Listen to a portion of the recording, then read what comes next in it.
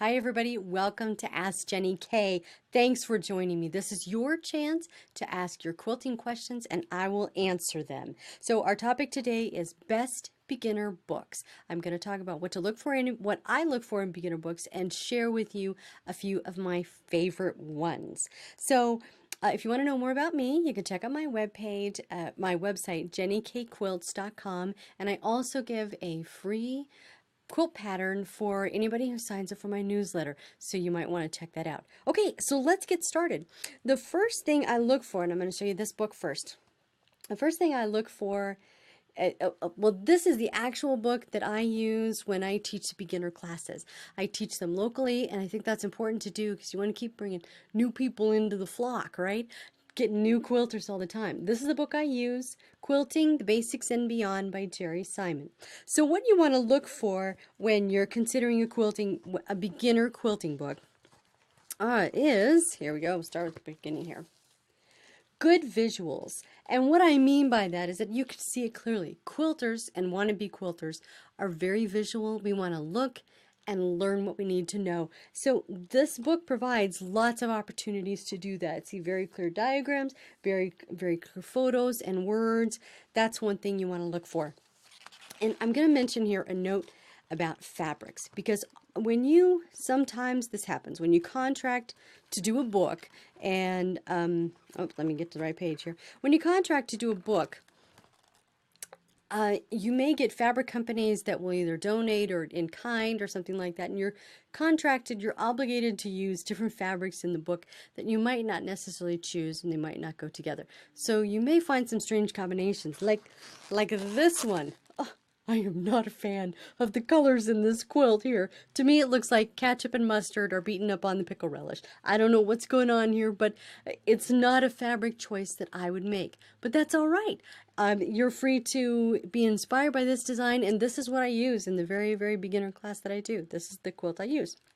So, so that's just a note about fabrics. Another thing that you want to consider is you want to make sure that there's a good table of contents and a nice searchable index, something that you can just quickly use for reference. That's what I really want in a quilt, in a beginner quilt book. So I can just look down here and find, aha, this part, and go right to that section, or a really good index in the back. That would be another thing.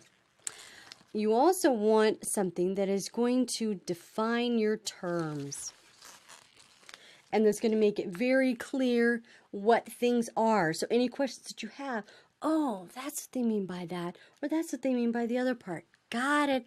That makes sense to me now. So you're going to want something that does that. This book also helps you with mise en place. It's a French term meaning everything in place, or getting everything in place before you're ready to go. And that is really helpful with your quilting, because you want something that's going to guide you to get everything together that you're going to need before you start your project, so you don't have to run out and get something in the middle. But you want to make sure there's good mise en place for that. The next thing that you want to be on the lookout for is good step-by-step instructions. Not those ones that start and you go, wait, what did I do? I missed something. It fell off the page. I can't find it anywhere. But you want good step-by-step instructions that are going to make sense to you as you're watching it, as you're reading it and figuring out what to do. Then another thing you want to consider, and what I look for, is the projects. There's 3 keys to the project that I look for. I want them to be simple and skill building, so that kind of each time you have an opportunity to build new skills, new things that you're going to try, but they're also inspiring. So here, you look at this. This is another one I teach in the beginner class. We just use a small part of it, but this 3 colors, simple. You can do this, and it's inspiring. You think, oh, maybe if I put this color here or this other color there, and then you can get ideas and inspiration. Those are key to look for. Another bonus is that if the book may have practice projects, you can practice one block or another block and then move on without having to make a big commitment, because I think a lot of people are intimidated by saying, oh, I have to get all this stuff to make this big project. And you might, if you can find practice projects, you might just like to try a little bit at a time. All right, another important features here. You want to know how to finish the quilt, right? So you want something that's going to tell you about the quilting, not just quilt is desired. You know, you don't, well, I don't know how to desire it because I don't know what I can do. I have no desires yet. I just want to finish. And you want something that's going to show you different options that you can apply for quilting. And if you can get something, well, definitely it's just going to show you about how to bind it. But if you can also find something that's going to teach you how to do a hanging sleeve, bonus. And this one also tells a little bit about a label. Good idea to put a label on your quilt. Just saying. Okay, so that's a little bit about that one. I'm going to show you this one here that I love.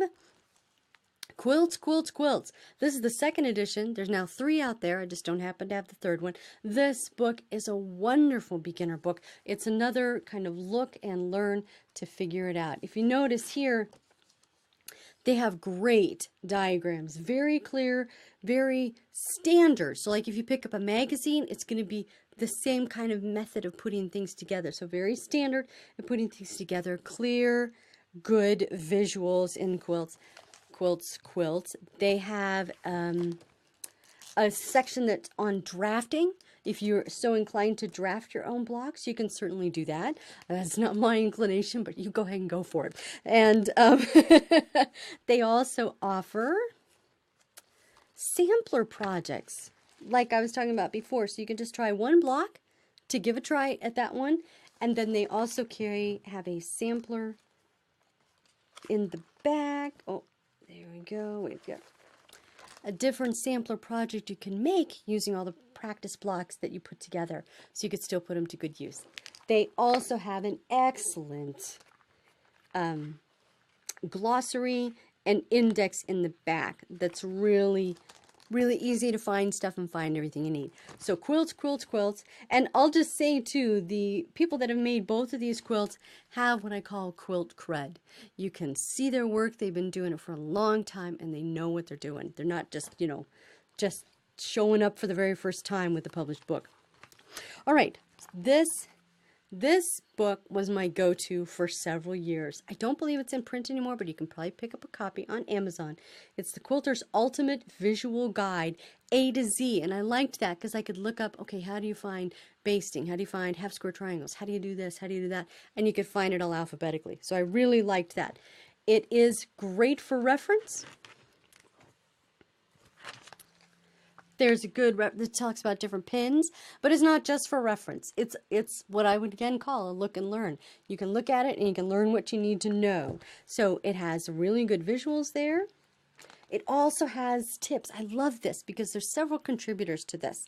And it's like a who's who of quilting at the time this was published, which I think it was in '97. And it's great. But it also has lots of tips about how to do the specialty thing that they might be describing, special tips that you wouldn't necessarily catch elsewhere. So you can learn lots of techniques in that. And then, let me see this here.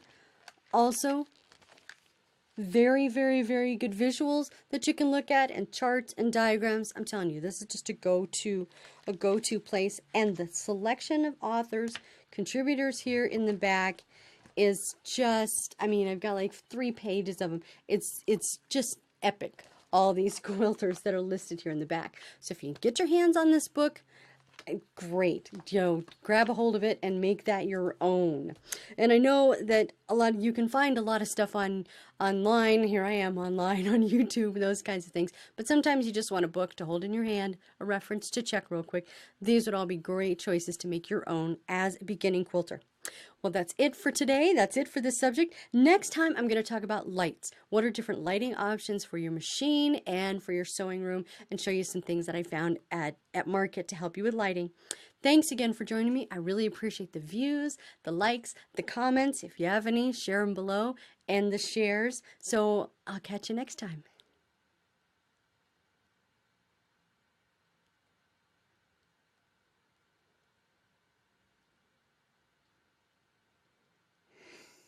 Are we done?